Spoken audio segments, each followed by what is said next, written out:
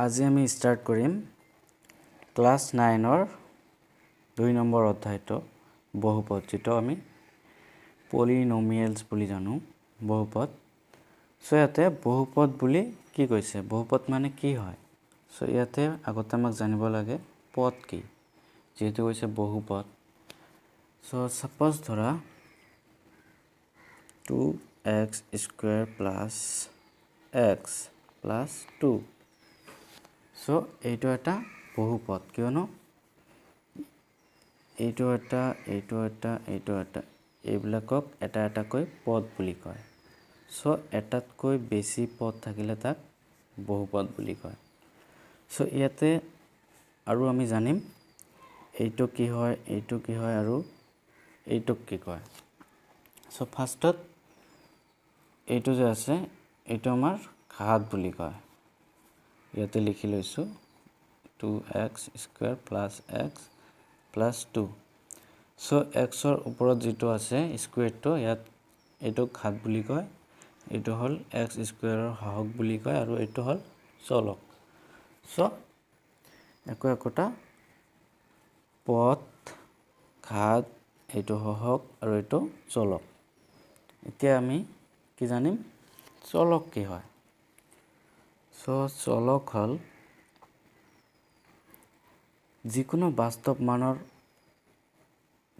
বাস্তৱ মান লব পৰাকৈ এটা চিহ্নৰে সূচিত কৰা পদকে চলক বুলি কম আমি যিকোনো বাস্তৱ মান মানে 1 ৰ পৰা স্টাৰ্ট কৰি যিমানলৈকে বাস্তৱ মান আছে আমি এটা চিহ্নৰে সূচিত কৰিম সাপোজ চিহ্ন কেইটা আমি কি লব পাৰো x লব পাৰো y লব পাৰো z লব পাৰো এইবিলাকক আমি চলক বুলি কম সো তাৰ পিছত আমাৰ আহিল পদটো আমি বুজিলো ইয়াতে তিনিটা পদ আছে এইটো এটা পদ হয় এইটো এটা হয় আৰু এইটো এটা হয় এইটোৱে হল পদ সো তাৰ পিছত আহিল হৰক কি হয় সো হৰক হল সাপোজ এইটো এটা সমীকৰণ আছে ইয়াতে x স্কয়াৰৰ আগত যেটো থাকিব এইটো হল ইয়াৰ হৰক আৰু x ৰ আগত একো নাই মানে মনে 1 আছে সো ইয়াৰ একক হল ইয়াৰ হৰক হল 1 আৰু এই দুইটো এটা ধ্ৰুবক হয় সো এইটো এটা ধ্ৰুবক হয় সাপোজ আমি এটা সমীকৰণ লৈ বুজাই দি আছো বহুপদৰ যেটো সমীকৰণ এটো লৈ আছো ax square plus bx plus c so ইয়াত আমাৰ a not equal to 0 এইটো 0 হ'ব নোৱাৰে এই 0 হলে আমাৰ বহুপদটো নহব তাৰ পিছত ইয়াত a b c এই তিনিওটা আমাৰ ধ্ৰুবক হয় ধ্ৰুবক মানে আমাৰ যিকোনো পূৰ্ণ সংখ্যা বা বাস্তৱ সংখ্যা 1 2 3 ... সো এইবিলাক হল আমাৰ ধ্ৰুবক সো তাৰ পিছত এইবিলাক বুজিছে তাৰ পিছত আহিল আমাৰ মাত্ৰা কাক কয় সো ইয়াতে আমি পাইছো ax square plus bx plus c ইয়াতে x ৰ ঘাত কিমান আছে 2 আৰু ইয়াতে আছে 1 একো নাই মানে 1 আছে সো ইয়াত হবাতকৈ যেটো বেছি ঘাত থাকিব মানে একত যেটো সকলোতকৈ বেছি থাকিব হেতু হল ইয়াৰ মাত্ৰা সো ইয়াৰ মাত্ৰা তেনে হলে কি হ'ব মাত্ৰা 2 হ'ব 2 যেটো ঘাত ইয়াত 2 আছে বেছি যেটো থাকিব হেতু হল ইয়াৰ মাত্ৰা সো এতিয়া আমি অনুশীলনী 2.1 ৰ 1 নম্বৰ কোশ্চেন কেইটা আলোচনা কৰিম সো ইয়াতে চোৱা অনুশীলনী 2.1 টো কি কৈছে তলৰ কোনটো ৰাশি এটা চলকযুক্ত বহুপদ আৰু কোনটো নহয় তোমাৰ উত্তৰৰ যুক্তি দিয়া সো ইয়াতে আমাৰ 1 নম্বৰটো দিয়া আছে 1 নম্বৰটো চোৱা আগতে সো ইয়াতে আমি জানিম এটো আমাক ক'ব লাগে এটো এটা চলকযুক্ত বহুপদ হয় নে নহয় সো ইয়াতে চোৱা আমি চলক মানে কি বুজো এটো এটা চলক হয় সো ইয়াতে এটা চলক আছে যেটো x আছে সো এটো এটা চলকযুক্ত বহুপদ হয়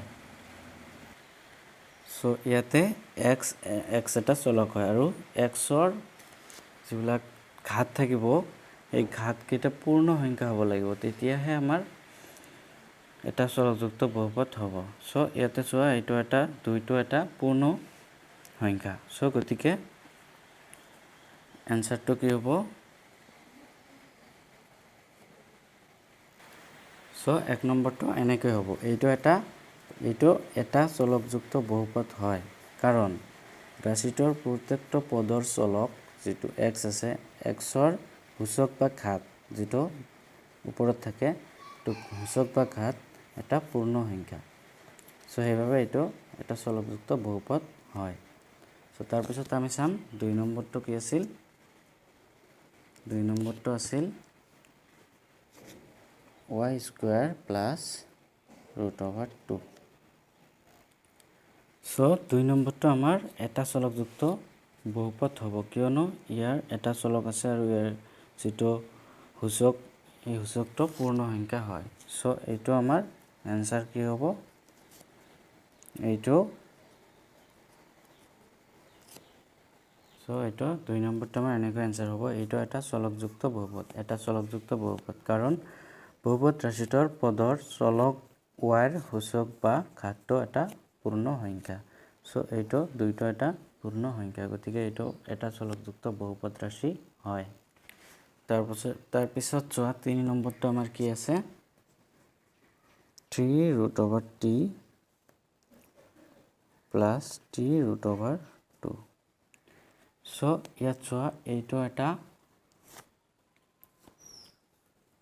এইটো এটা চলকযুক্ত বহুপদ ৰাশি নহ'ব, কাৰণ ইয়াতে t যেটো আছে এইটো যদি আমি লিখো t হাফ হৈ যাব। সো এইটো এটা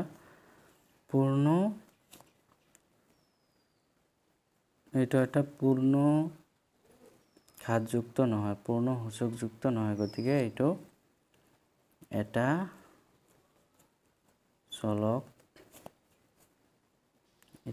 চলকযুক্ত বহুপদ নহয়। সো এইটো নহয় হ'ব। তাৰ পিছত আমাৰ 4 নম্বৰটো চাম। সো 4 নম্বৰটো আমাৰ আছিল কি? y plus 2/y।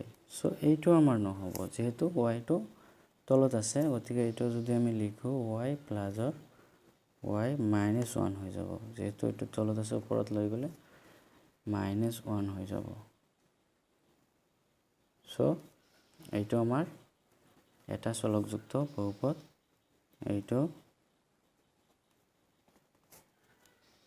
এটা চলকযুক্ত বহুপদ নহয়।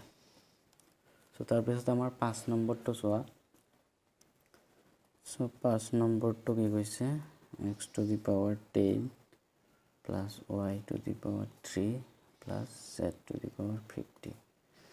সো এইটো এটা চলকযুক্ত বহুপদ নহ'ব, কিয়নো এইটো ইয়াত কেইটা চলক আছে চোৱা, 1 2 3টা, x আছে, y আছে আৰু z আছে। সো গতিকে এইটো 3টা চলকযুক্ত বহুপদ হ'ব। এইটো 3টা চলকযুক্ত বহুপদ। সো বুজিছা? সো আজিৰ ভিডিঅ'ত ইমানেই হ'ব, আৰু বাকি যিকেইটা আছে আমি নেক্সট ভিডিঅ'ত আলোচনা কৰিম। সো যদি ভিডিঅ'টো ভাল লাগি থাকে তেনেহ'লে এটা লাইক কৰি দিবা, আৰু লগতে চেনেলত নতুন হৈ থাকিলে চেনেলটো ছাবস্ক্ৰাইব কৰি ল'বা। সো তেনেহ'লে আজিলৈকে ইমানেই।